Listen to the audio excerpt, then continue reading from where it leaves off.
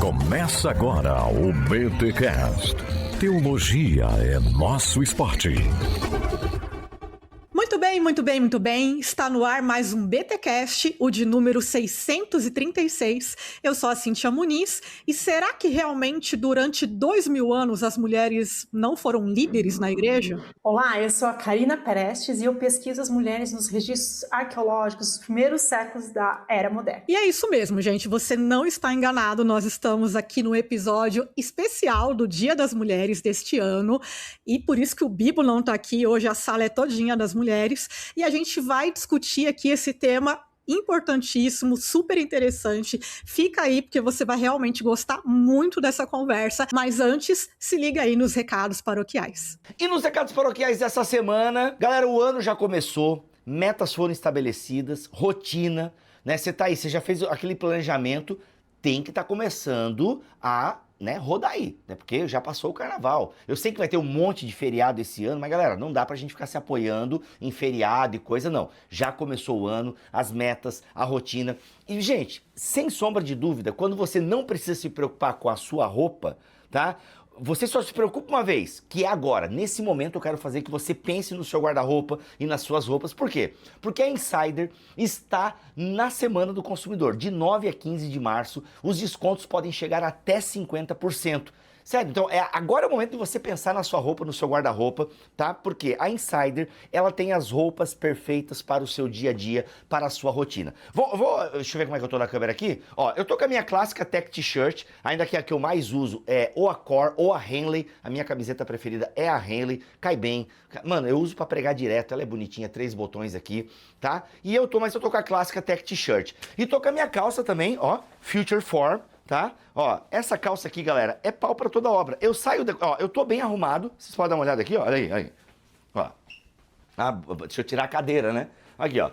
Eu tô bem arrumado, bem apresentável para uma palestra, entendeu? Posso viajar de boa com essa roupa, posso já chegar do aeroporto e ir para a igreja palestrar, ou você que vai para o seu trabalho, reunião de escritório, que eu tô com a minha calça aqui da Insider, eu tô com a minha Tech T-shirt, tudo tecnologia, tá, galera? Anti-odor, bem respirável o tecido. Essa calça mesmo aqui, mano, sujou, passa uma aguinha aqui, já tá limpo, repele inclusive, sensacional, tá? Ou seja, eu posso ir pra academia com essa roupa se eu quiser, porque a Insider tem essa versatilidade que te ajuda na rotina. Então, você vai se preocupar com roupa só agora. Depois que você adquiriu as suas Insiders, as suas peças, tá? Você não precisa mais se preocupar. Por quê? Lavou, meu irmão, minha irmã, botou para secar, joga direto no guarda-roupa. Por quê? Porque a Insider, ela desamassa no seu corpo. Tanto as camisetas quanto as calças, saias, são peças que desamassam no seu corpo. Você tá levando tecnologia, durabilidade, entendeu? Conforto térmico. Galera, sério. E agora na Semana do Consumidor, o meu cupom, presta atenção, tá? Tem esse QR Code aqui. O meu cupom é o Bibotalk. E ele tá dando para a primeira compra, se é a sua primeira compra na Insider, 20% você já arranca com 20%. Se esse CPF nunca comprou nada na Insider, já arranca com 20% de desconto com o meu cupom. Se esse CPF já comprou na Insider, 15%, tá? Mas vão ter outros descontos no site, porque essa é a Semana do Consumidor. Então aproveite. Mulheres, tem muita coisa boa para vocês, desde a academia, para a sua vida social, para a sua rotina. Lá em casa, só os meus filhos ainda não usam Insider. Eu e minha esposa é no dia a dia. Eu mesmo, gente, você pode me encontrar na rua, eu vou estar de Insider, tenho certeza. Então, use aqui o meu QR Code ou o link que está aqui na descrição deste podcast ou no primeiro comentário fixado e garanta já a sua Insider nessa Semana do Consumidor. E é isso, pessoal. Estamos aqui hoje, uma teóloga e uma arqueóloga, para falar sobre esse tema intrigante das mulheres nas origens do cristianismo. E assim, só alguns disclaimers para a gente começar essa nossa conversa. Esse podcast ele não é um podcast que fala sobre a ordenação feminina, se está certo ordenar mulheres hoje ou não, mas é um tópico que passa por esse assunto, no sentido de que a gente vai explorar as evidências de que mulheres já foram líderes na igreja, né? E isso por quê? Porque além daqueles textos de Paulo que todo mundo já conhece, daquelas discussões todas sobre se a mulher pode ou não pode liderar na igreja, nós temos também uma afirmação, que foi até a minha entrada, né, que é muito comum, de que durante 2000 anos as mulheres nunca lideraram. né? Não há qualquer registro de mulher que tenha liderado na igreja, né? Exercido alguma função ordenada, algum cargo eclesiástico.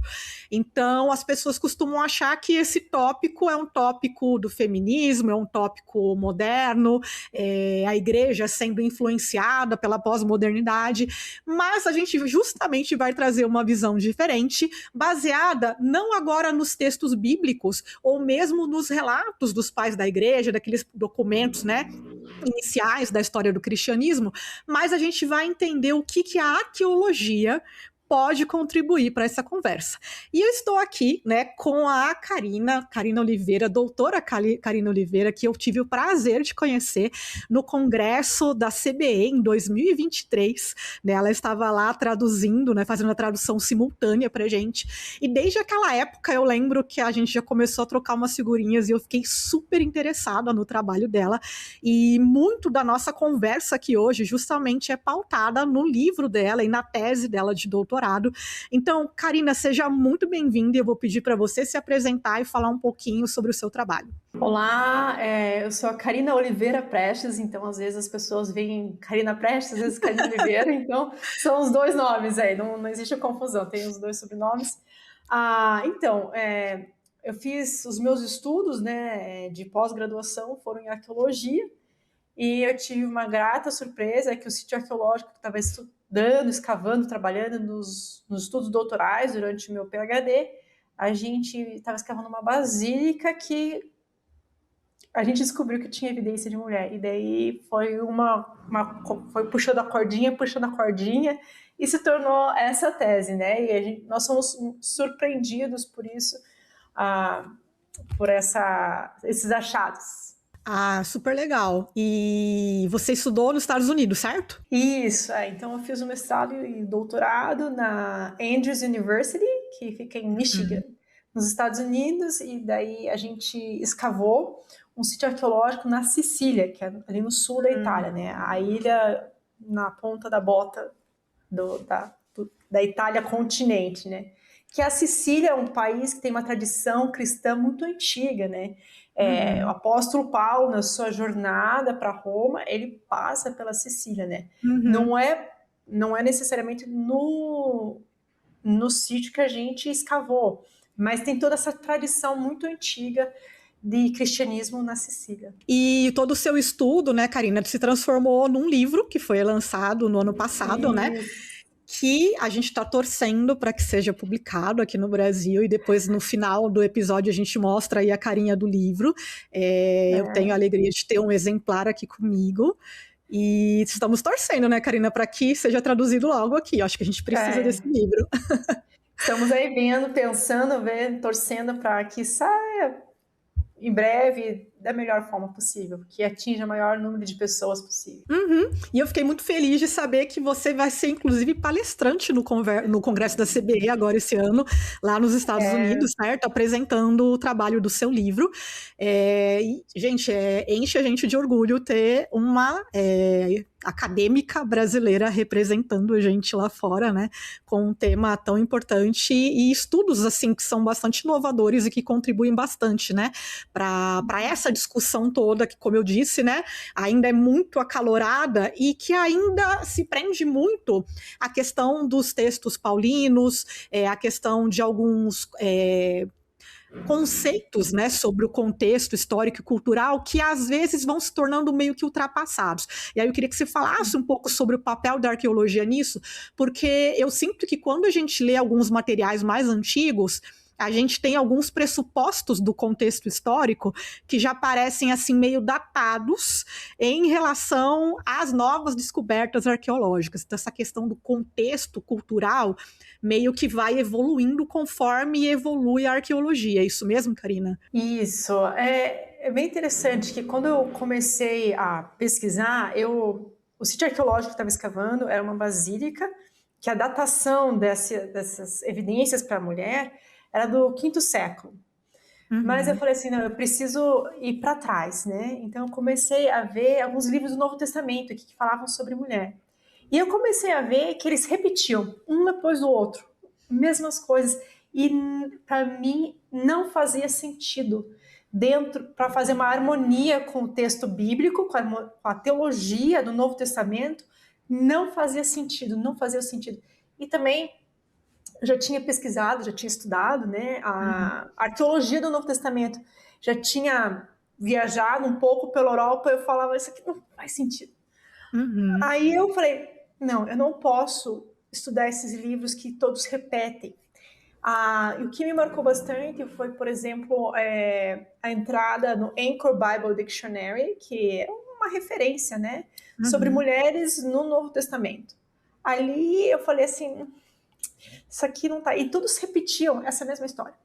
Então eu falei assim, não, eu preciso ver o que a arqueologia fala sobre esse background, né, do mundo greco-romano, como que era o mundo sociopolítico, religioso nesse período.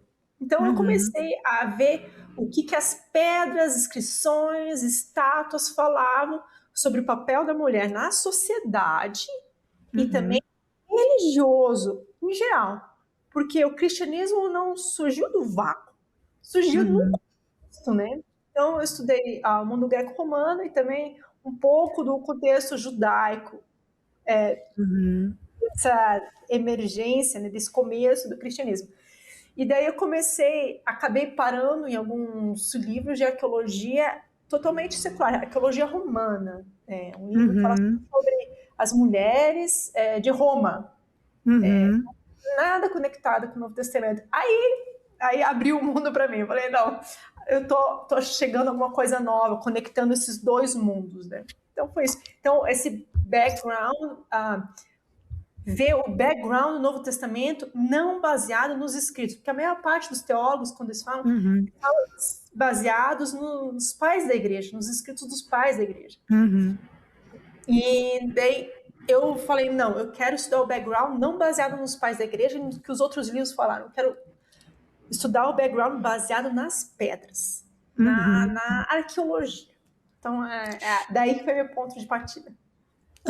E aí, assim, você falando isso, eu me lembrei porque o Nidhi Gupta, no Tell Her Story, que lançou mais ou menos na mesma época que eu dei a palestra lá da CBA, foi um livro que eu usei bastante de base na época, ele já traz um pouquinho dessas descobertas, né, arqueológicas, a gente depois vai falar um pouquinho mais, né, sobre as mulheres sacerdotisas, até mesmo dentro do judaísmo e tudo mais, e algo que a gente percebe quando a gente olha só para os escritos, é que existe, eu costumo dizer para os meus alunos, que tem uma diferença entre a expectativa e a realidade.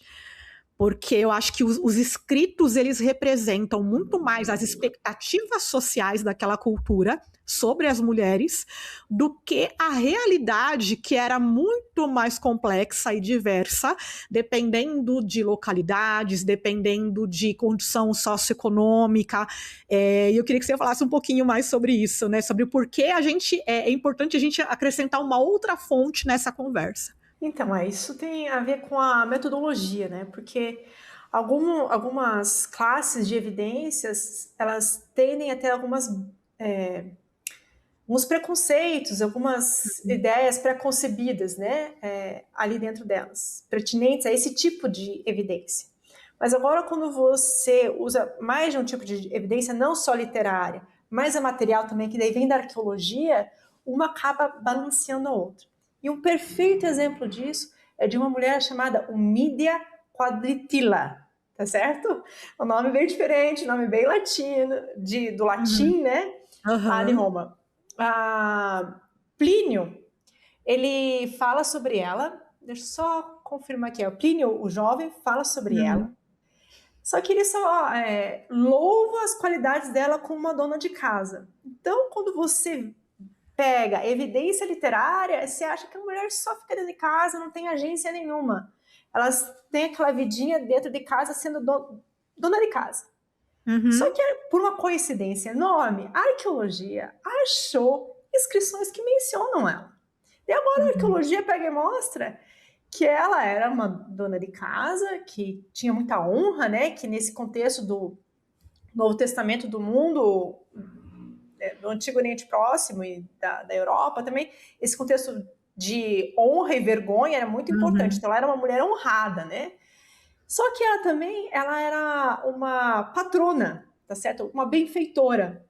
ela patrocinou várias construções enormes na cidade. Ou seja, ela tinha poder de administrar o seu próprio dinheiro. E agora ela pegava e fazia todas essas benfeitorias para a cidade.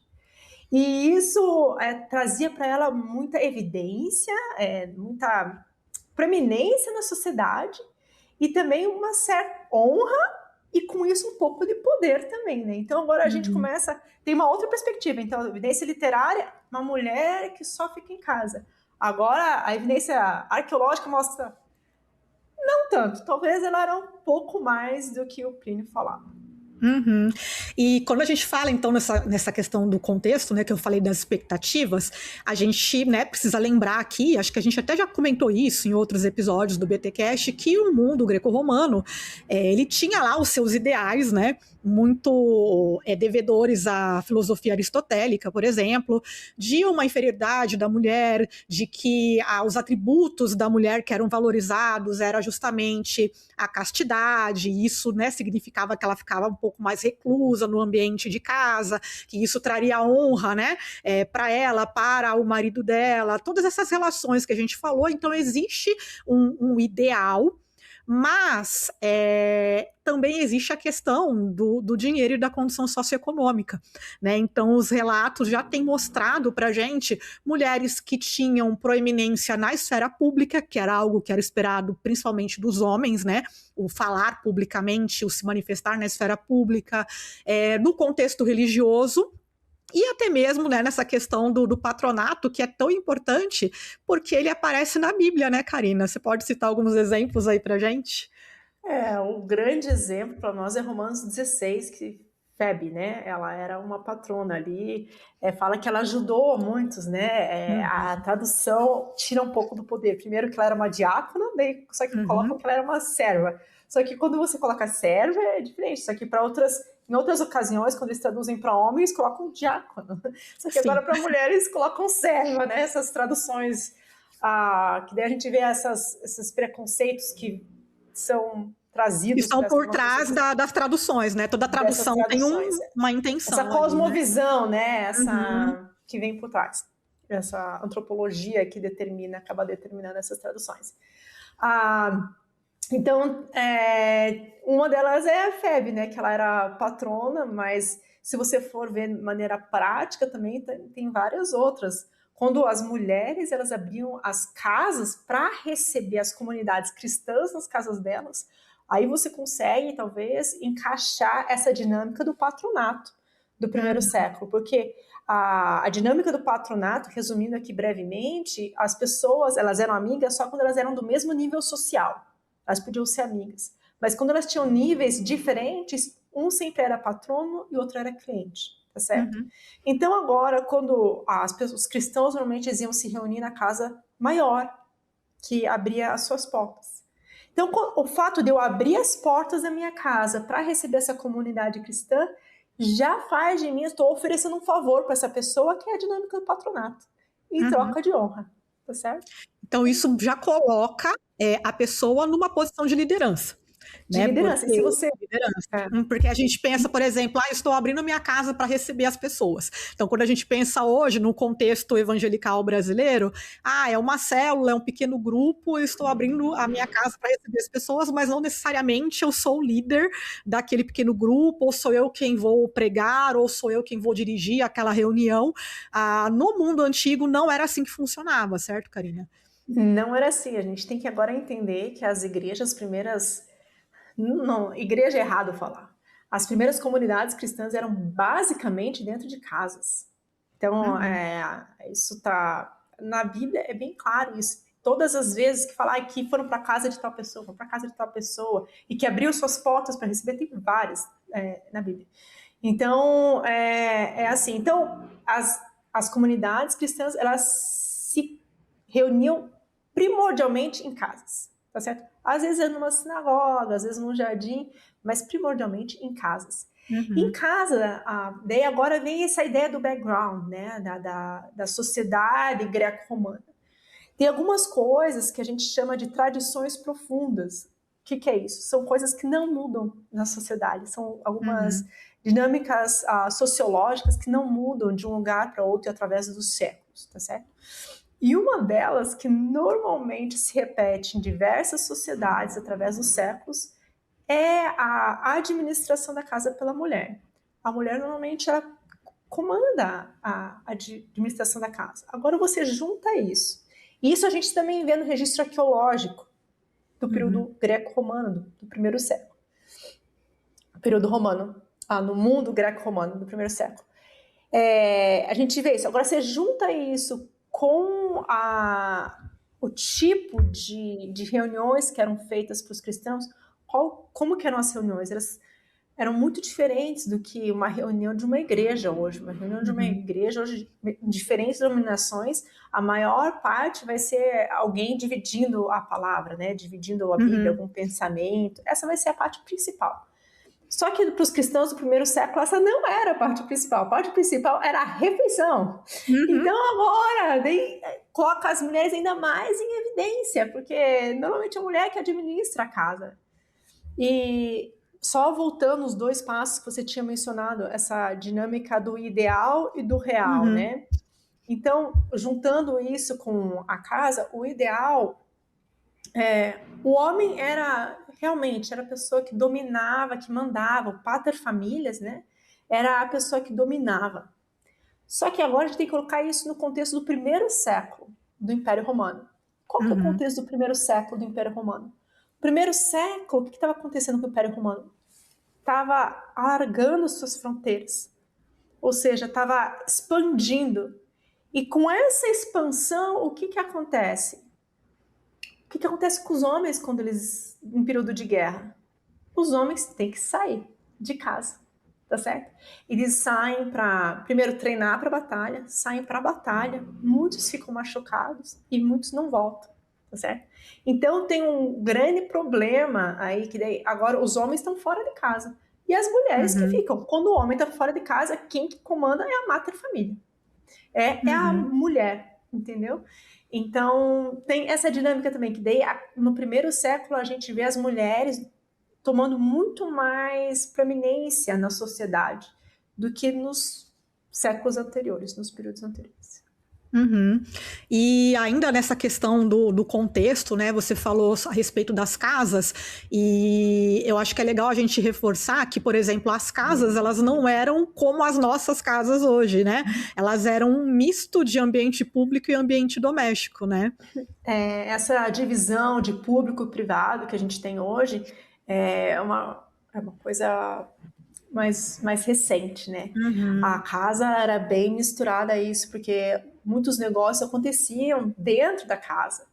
Então, é bem misturado, bem colocado, Cíntia, que era essa mistura do público e privado dentro da casa, não tinha essa grande mistura. Então, quando você coloca a mulher como a líder da casa, acaba sendo uma liderança pública-privada, não é uma liderança pequena de uma dona de casa só que só fica em casa.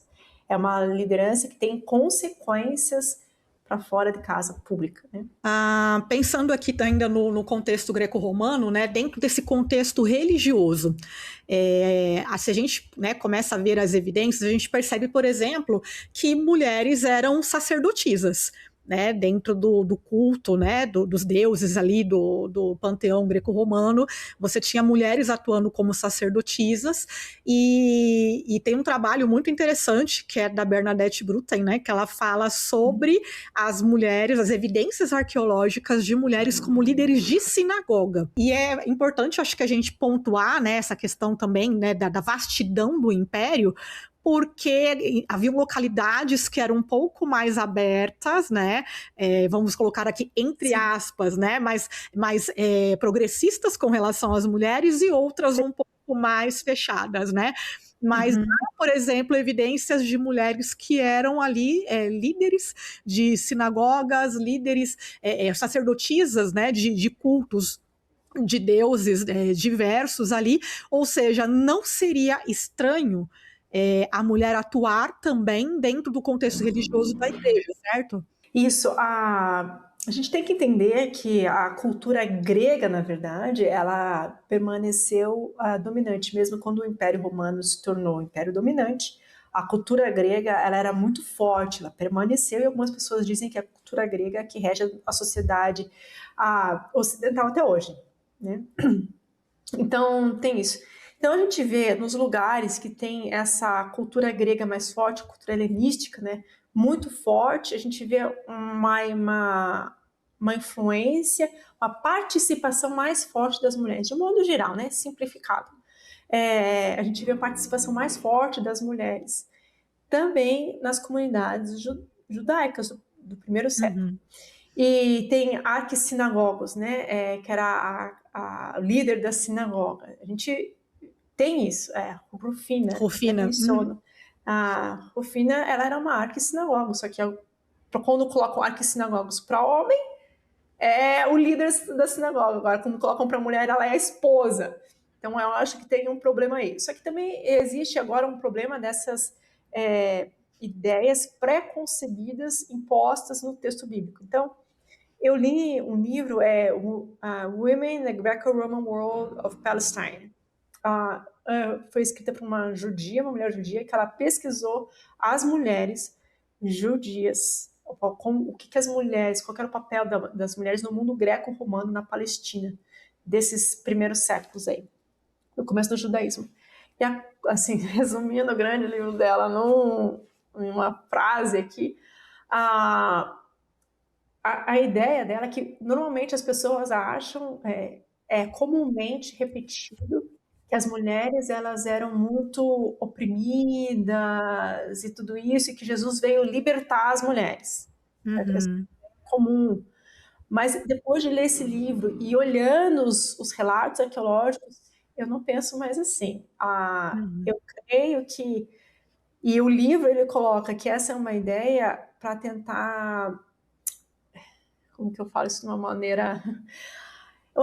É uma ideia que tenta diminuir os judeus, mas que não era necessariamente assim. As mulheres, elas tinham um papel muito grande. Daí o livro da Bernadette Brutin nos mostra isso, né? Nessas descrições das mulheres, que elas eram líderes. E se você olhar o relato bíblico com bastante cuidado, você vai ver essa liderança lá. Às vezes a gente não vê porque as nossas ideias pré-concebidas não permitem que a gente veja. Mas eu lembro que você, nessa conferência da CBI que a gente estava traduzindo para você, você falou, eu convido vocês a pegarem um lápis vermelho ou de alguma outra cor, e toda vez que aparecer uma mulher, você marcar isso, e você vai se surpreender que as mulheres aparecem na Bíblia, né? Então, essa é uma ideia geral aí para a gente considerar, né, desse aspecto do judaísmo, né? Nesse background do judaísmo. Essa é uma área que tem se despontado bastante na academia atualmente, né? Na teologia, que são os estudos dentro do judaísmo, né? E, de fato, autoras, né? Autores que são judeus, né? Que estudam esse contexto da Bíblia, como, por exemplo, a Amy Jill Levine, Paula Fredriksen, todas elas defendem um judaísmo um pouco mais generoso para as mulheres, né? E a imensa maioria dos livros que a gente lê ainda mostra esse mundo meio que opressor. E aí, eu não sei se eu vou te colocar numa saia justa agora, porque eu particularmente falo que esse é um tema que ele é realmente difícil, porque você lê um livro e às vezes parece que são coisas contraditórias, mas a gente poderia mais ou menos traduzir da seguinte forma: existiam mulheres que eram mais... oprimidas, entre aspas, né, dentro dessa expectativa cultural, mas isso não era o geral. E isso poderia variar bastante conforme a situação, conforme a localidade, conforme a necessidade, conforme a questão social, bens que aquela pessoa tivesse, mas também haviam algumas mulheres que estavam numa condição de vulnerabilidade e talvez de opressão maior. É isso mesmo? É isso mesmo, a gente não pode generalizar. O cristianismo se desenvolveu ao longo de uma área muito vasta geograficamente ao redor do Mediterrâneo, com uma mistura de várias culturas diferentes. Você coloca cultura grega, cultura romana e local e dos judeus misturado, tudo isso. E cada lugar tem um peso diferente disso. Então, tem uma variedade muito grande. Então, a gente não pode pegar e colocar tudo dentro de uma caixinha, né? Tem que estar aberto. Eu falo isso assim, justamente para não confundir a galera, porque eles vão pensar assim, então agora essas duas estão dizendo que as mulheres não eram oprimidas e que o mundo era maravilhoso no Império Romano do primeiro século.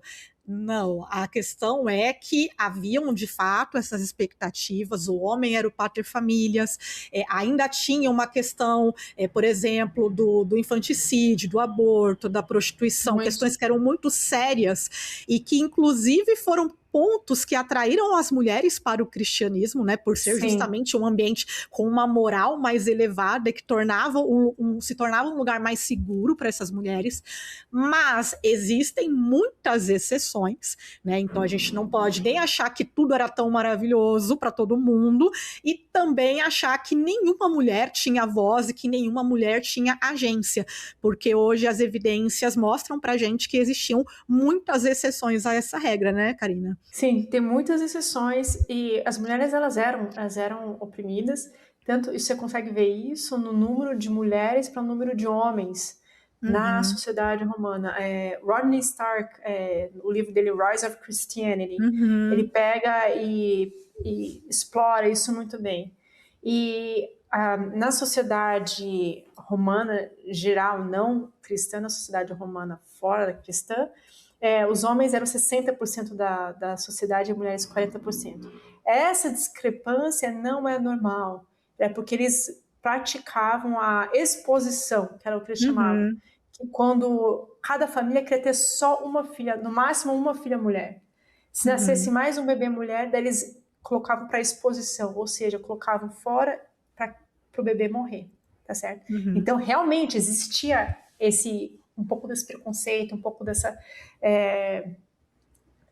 Existia isso. Mas não era só isso. Tinha algumas mulheres que não se enquadravam nisso. Tinham mais agência. Bem isso, sim, foi perfeito. E tinha toda essa complicação, né, desse mundo, por exemplo, na questão da exposição, né, muitas dessas meninas, né, desses bebês, meninas que eram descartados, né, pela sua família, né, e tem até uma carta, agora não vou lembrar de quem é que fala, né, é uma evidência, né, literária que fala, olha, uma carta que ele manda para a esposa, se for menino, você fica, se for mulher, você descarta, né, então quer dizer, é uma realidade cruel, mas é uma realidade, e muitas das crianças, das meninas que às vezes iam para esse destino, eram aquelas que se tornavam depois escravas, prostitutas, muitas vezes, e lembrando que a escrava também não tinha poder sobre o próprio corpo, então muitas delas eram exploradas sexualmente também, né, pelo pater família. Então assim, veja, gente, não é o mundo perfeito, tá? Mas daí é que vem a beleza do cristianismo, que daí agora quando o cristianismo começa a crescer, o que acontece? Essas famílias cristãs, elas veem isso de forma diferente, eles veem que as mulheres têm valor também. Então agora não só eles não matam os bebês meninas, como agora eles começam a adotar essas bebês famílias.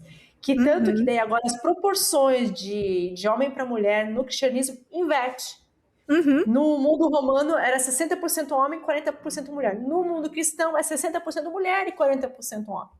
Então, existe uma inversão nisso do mundo romano para o mundo cristão, justamente porque os cristãos valorizavam a mulher e tinham a conversão deles, faziam eles ter uma perspectiva diferente da vida humana. Não é só da mulher, é da vida humana. E é legal porque, por exemplo, muita gente acha, Paulo é machista, Paulo fala contra as mulheres. Na verdade, Paulo, eu considero ele bastante contracultural quando ele justamente traz valores morais para dentro do casamento, né, para essa relação de valorização mútua em uma sociedade onde o homem poderia, por exemplo, cometer adultério sem problema algum. Seria plenamente quanto quisesse. Mulher, não, porque tinha aquela questão da castidade, né, daquilo que se esperava da mulher, né? Dos filhos, né? Os filhos têm que ser garantir a linhagem. Não tinha teste de DNA, né, gente? Aquilo, pesava mais a mulher, né? Então, não. Depois desses estudos, a gente comecei a ler o Novo Testamento de novo, você vê que é bem diferente. E tem algumas coisas que, aparentemente, elas podem parecer um pouco machistas, vamos dizer assim, por me faltar uma palavra melhor, mas parecem meio estranhas para as mulheres. Mas quando você olha o contexto daquela carta, para a comunidade para a qual o Paulo está falando, você consegue entender um pouco melhor. Na verdade, não é assim. Você tem que entender geral o que Paulo escreveu em todas as cartas, e agora colocar elas no contexto, para daí você consegue entender melhor que eu não tenho a menor dúvida de que Paulo valorizava demais as mulheres, senão ele não teria escrito Romanos 16. Eu concordo. E assim, só para a gente voltar então para a tua metodologia de trabalho. Então a gente falou um pouquinho do contexto greco-romano, que eu acho que é importante as pessoas entenderem.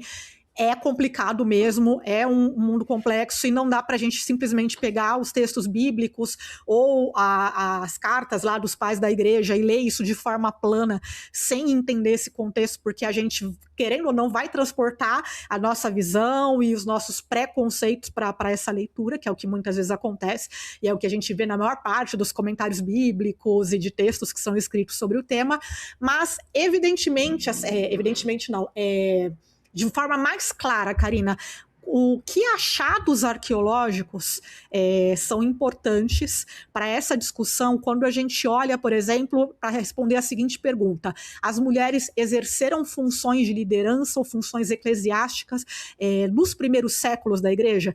Que artefatos, que tipo de provas arqueológicas respondem esse tipo de pergunta para a gente? Eu vou contar uma pequena história.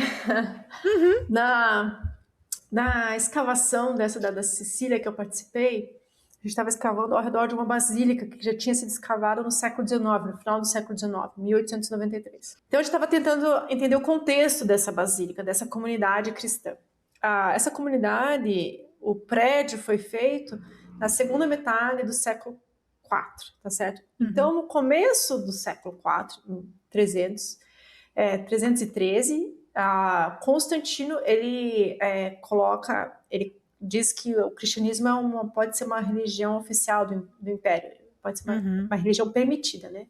Com o Edito de Milão.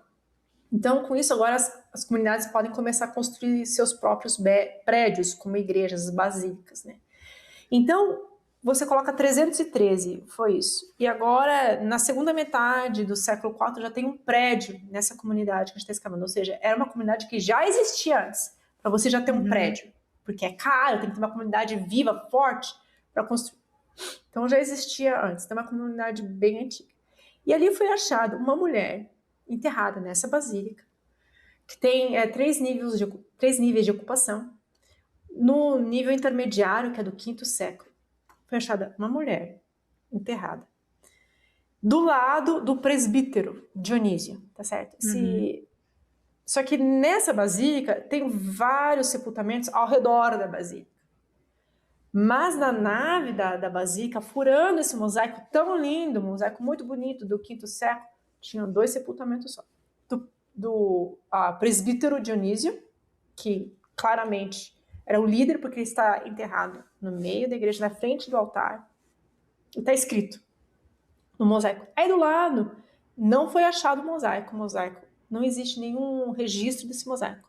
Mas dentro foi... E normalmente quando você não acha o registro do mosaico, quando esse sepultamento está bagunçado, é porque as pessoas estão procurando por ouro, tá certo?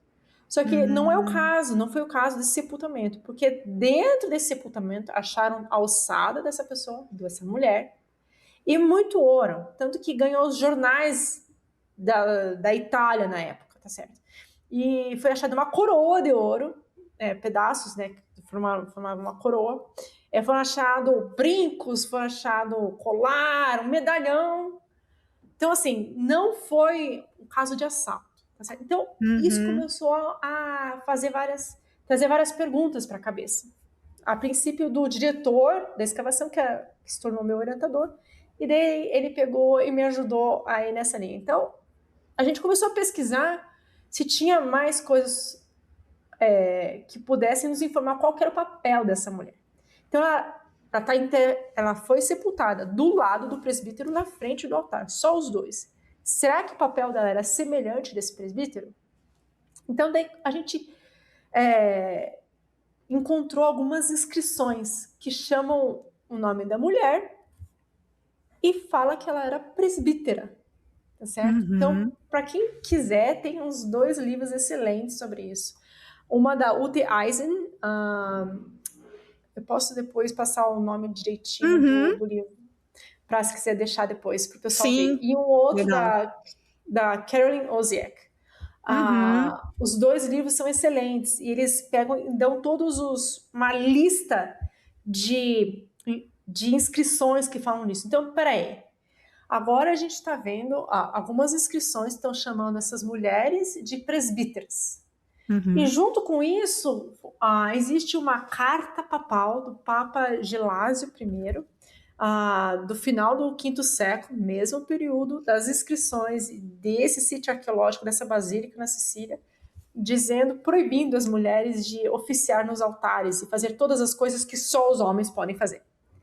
Então agora vem essa metodologia diferente, né, que a gente usa as fontes literárias junto com a arqueologia. Quando você cruza esses dois, forma um caso muito forte, porque você tem uma carta proibindo a prática que você tem inscrição atestando dessa prática. Então você coloca, elas eram. Provavelmente elas tinham algum papel de liderança nessas igrejas.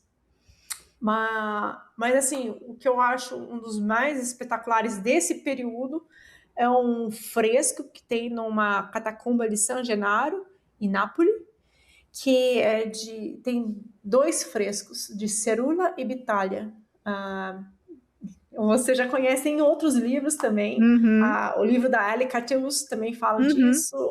Tem outros livros que falam. E que é muito legal, que são 2 mulheres, cada uma tem o seu próprio fresco. E isso, aqui só traduz, Karina, fresco para a galera que está assistindo a gente. A gente está falando arqueologias. Perdão, gente. Então, fresco é uma pintura que ela é pintada em cima de uma massa que está fresca ainda, por isso que é chamada de fresco, e daí os pigmentos eles penetram. E esses frescos são pinturas dentro de catacumbas. Só colocando em perspectiva, essas catacumbas elas eram normalmente corredores subterrâneos onde muitos cristãos eles eram enterrados. E a maior parte desses eram cubículos pequenos. Pensa nesse quadrado que eu tenho aqui atrás de mim, ali colocaria um corpo e só fechariam e colocariam uma pequena coisa para marcar de quem que era aquele sepultamento. Agora, em alguns lugares, você tem umas pinturas enormes, grandes, que ocupam espaço, são caras para serem feitas, tá certo? Então, essas pessoas que recebem essas pinturas, esse tipo de sepultamento, eram pessoas que eram especiais para essas comunidades. Então, nessa catacumba de San Gennaro, em Nápoles, na Itália, tem essa mulher, principalmente a de Cerula, que ela está mais bem conservada, que ela está com as mãos erguidas em posição de oração, e ela tem os livros, 2 livros do lado da cabeça. E dentro desses livros nos mostra que livros que são, porque tem os nomes dos 4 evangelistas, Mateus, Marcos, Lucas e João. Então está mostrando que ela é uma mulher devota, porque ela está em posição de oração, ela é uma mulher educada, ela consegue ler livros, ela estuda livros, e quais livros que são? São os livros dos evangelhos, é a Bíblia. E também, agora adicionando isso, você pega e vê a Constituição Apostólica, que nos fala como que os bispos eram ordenados naquela época, e falam que os bispos eles eram ordenados colocando os evangelhos sobre a cabeça do candidato à ordenação. Porque um sacerdote normal conseguia ser ordenado por um bispo, mas um bispo é um nível tão alto na hierarquia que só o Espírito Santo, só Deus pode ordenar aquela pessoa. E como que ela era ordenada? Eles colocavam os evangelhos pela cabeça da pessoa, e o Espírito Santo desceria através do evangelho e ordenaria essa pessoa.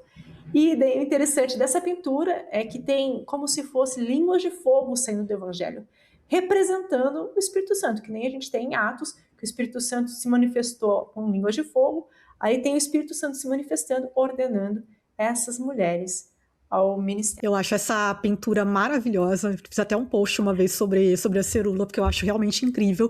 Mas algo que você até já mencionou é que é engraçado, porque assim, quando a gente encontra, por exemplo, né, esses frescos, essas imagens, essas pinturas, com as mãos de orante, ou com esses símbolos, ou com vestimentas que são ligadas ao contexto litúrgico, ou mesmo símbolos como cálice, enfim, né, coisas desse tipo, normalmente quando é para mulheres, eles tentam atenuar, né? Ah, não, eram apenas mulheres que eram benfeitoras, ou mulheres de alta posição social e tal. Só que, gente, essas coisas meio que se misturam, né? No contexto da igreja, como a gente falou, se misturam demais, né? Foi só no quinto século que a igreja se estruturou e teve essa hierarquização do sacerdócio. Até então, o sacerdócio era de todos os crentes. Também a gente tem que colocar isso em perspectiva.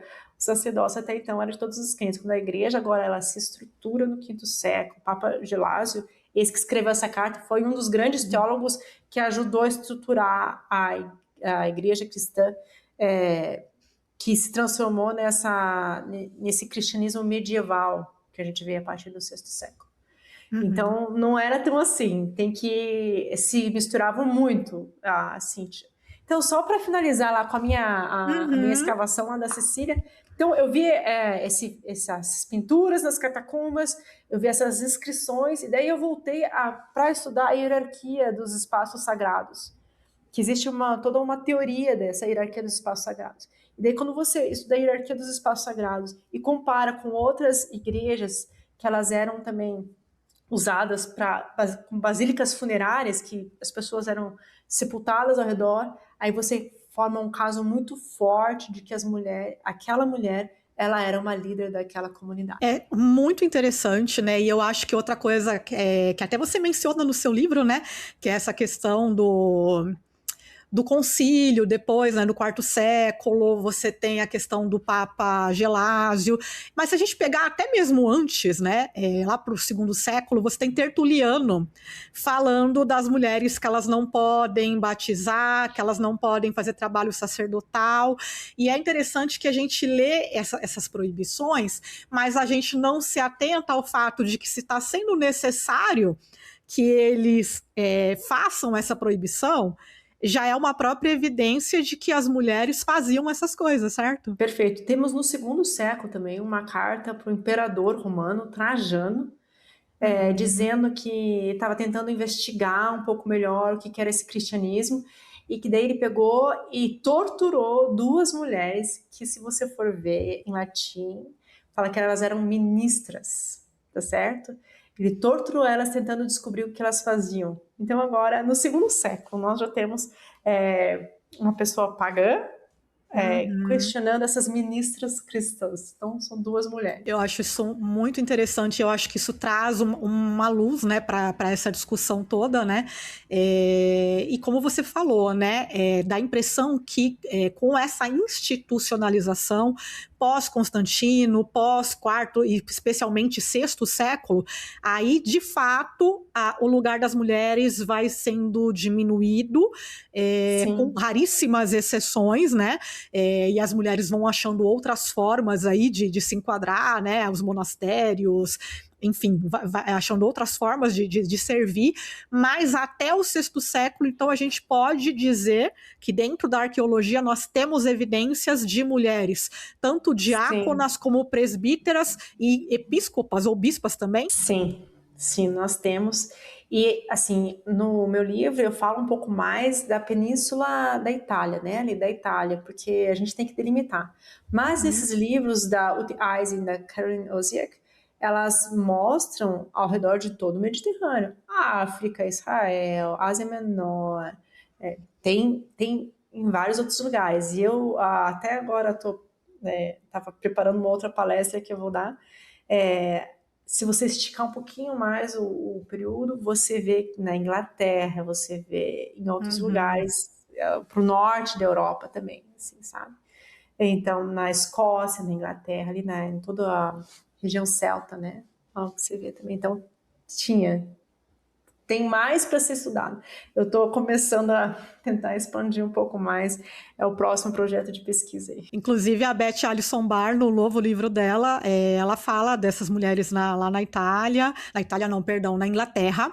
Então, é bem interessante a gente ler e perceber como que está se desenvolvendo essa área, né, dos estudos, esse olhar mais arqueológico, mais historiográfico, que eu acho que ele complementa muito essa discussão, para não ficar só no campo dos textos bíblicos e daqueles escritos, né, da igreja, como a gente já mencionou. Claro que todas essas coisas têm o seu valor, mas as evidências materiais também são muito importantes, né, para a gente falar a respeito disso e trazer esses insights.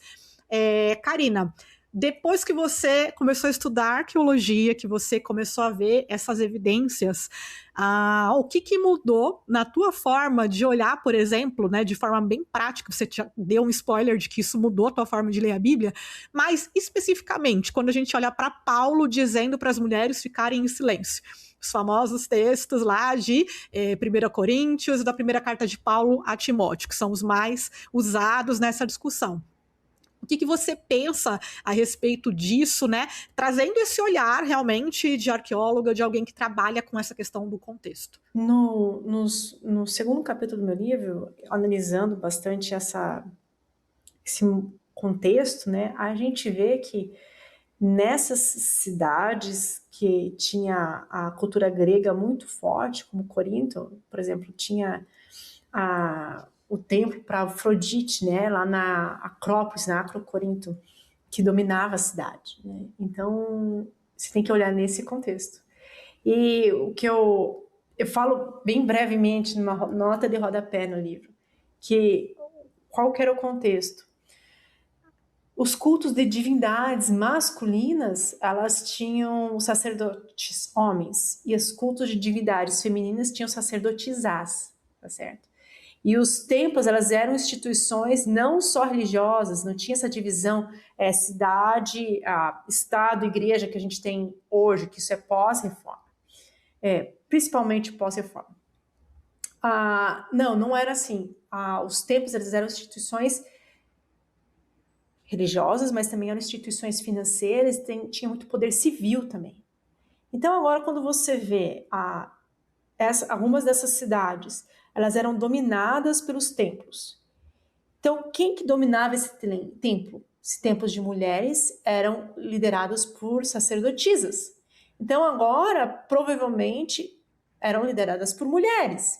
Então agora você tem mulheres dominando um templo que dominava a cidade. Então as mulheres, elas eram muito poderosas. Só que agora essas mulheres, elas começam a se converter para o cristianismo. Então, você tem que olhar dessa perspectiva que Paulo está falando, nesse contexto dessas cidades. Na cidade de Éfeso, temos problemas, na carta de Timóteo, né, que Timóteo está em Éfeso, Corinto.